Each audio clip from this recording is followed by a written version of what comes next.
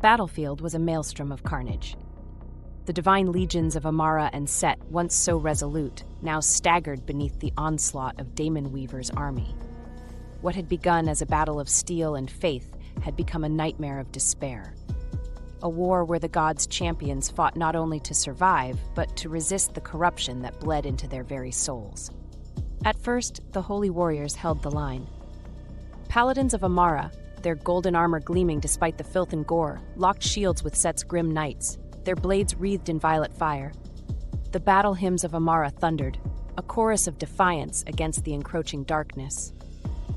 But then came the whispers. Daemonweaver's army, born of the ether and forged from corruption, did not fight like mortal soldiers. They did not bleed, they did not tire, and worst of all, they did not die. For every warrior of the gods who fell, another rose in his place, his body warped, his soul enslaved, his faith devoured. What had been valiant resistance became a slow retreat, then a desperate struggle, and finally a slaughter. And above it all, Daemonweaver watched.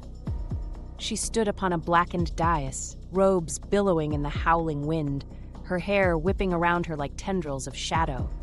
Her eyes, two pits of abyssal power, surveyed the battlefield with the cold detachment of a goddess. Beneath her gaze, the land itself twisted and blackened, the very air poisoned with the echoes of Lothenia's hunger. And Lothenia was hungry. The goddess's voice filled her mind, a fevered whisper that coiled like a lover's breath against her ear, growing more insistent, more demanding. More souls, my love, give me more. Shatter their faith, strip them of their will, feed me. The battle raged. Daemonweaver lifted her hand, and the sky wept black fire. Warriors of Amara fell screaming, their flesh melting to ash, their souls torn from their bodies, sucked into the abyssal currents that fed the ravenous void of Lothenia's being. Still, it was not enough. More, my sweet child, burn them all, rip this world apart for me, do it, do it! And for the first time, Daemonweaver hesitated. She could feel it now, the hunger behind the whispers, the bottomless, unrelenting void that was Lothenia's true nature. This was not about conquest.